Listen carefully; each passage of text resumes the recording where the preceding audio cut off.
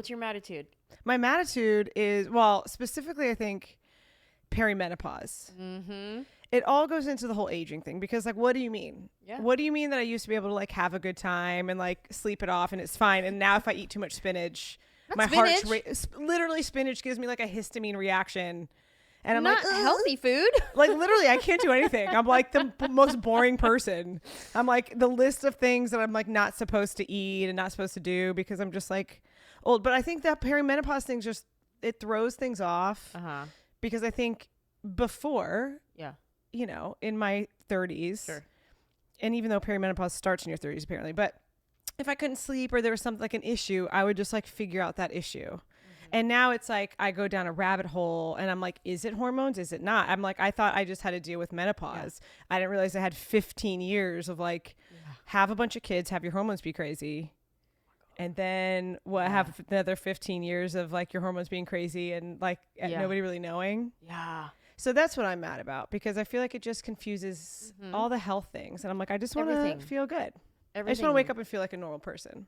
Everything to even things you don't realize are like perimenopause symptoms is the itching of the ear. I don't have that. That's a thing. Always scratching my ear or even my head. Like it's a subconscious like thing that I'm always just like scratching my head. And my sister does it too. I was noticing on our episode with my sister that we both are doing scratching this. Scratching her hair.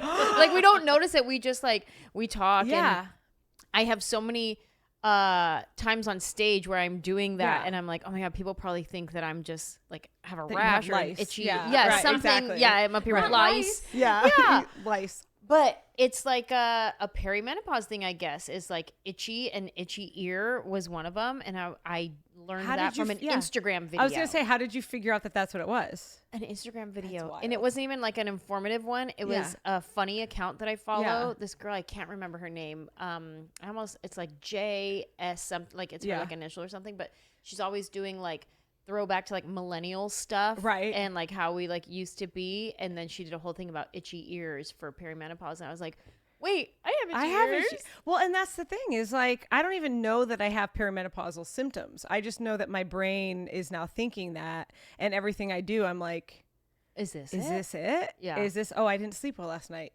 Is this my hormones, or did I just not sleep well?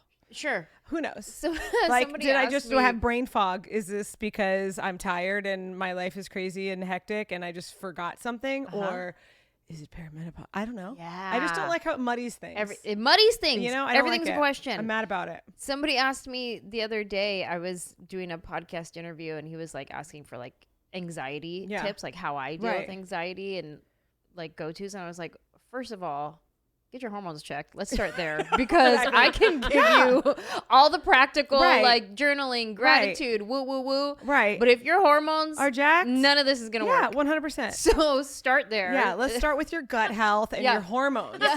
Another thing I'm mad about. Why don't like gut health is all of a sudden I gotta like, you know. Yeah. What do you do for your gut health?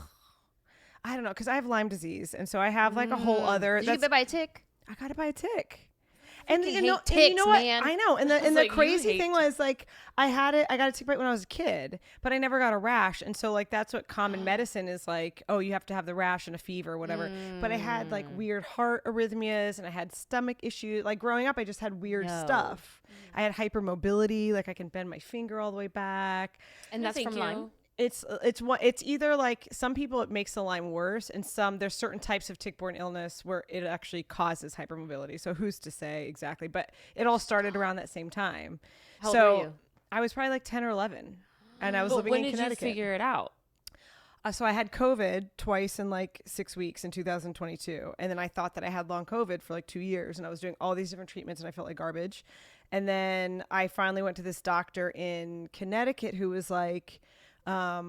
Working with long COVID people and a friend of a friend, you know, whatever. It was like a friend that was like, just go to her, just talk to her. And I was so over it. Like I've been to neurologists. I've done the MRIs. I've done like the cardio. I've done everything. And I'm like, this is just how I'm going to be sick forever. And so I finally one day was like, I'm just going to call her and see what she says. And she was on her way home from work and just talked to me for like 2 hours and was like asking me all these questions. And she was so sweet.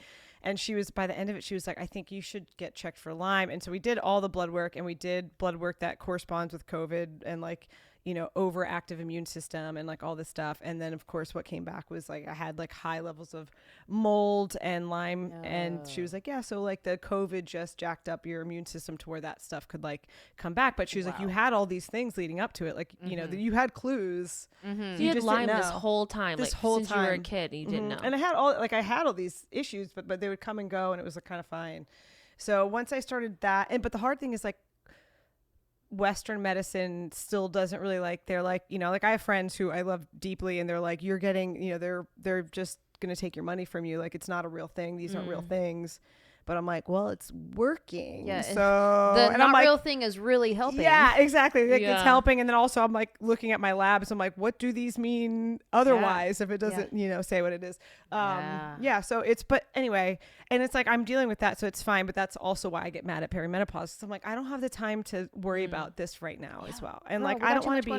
Yeah. And it's like already aging is like not cool. I want to feel like it's cool, but it's not cool.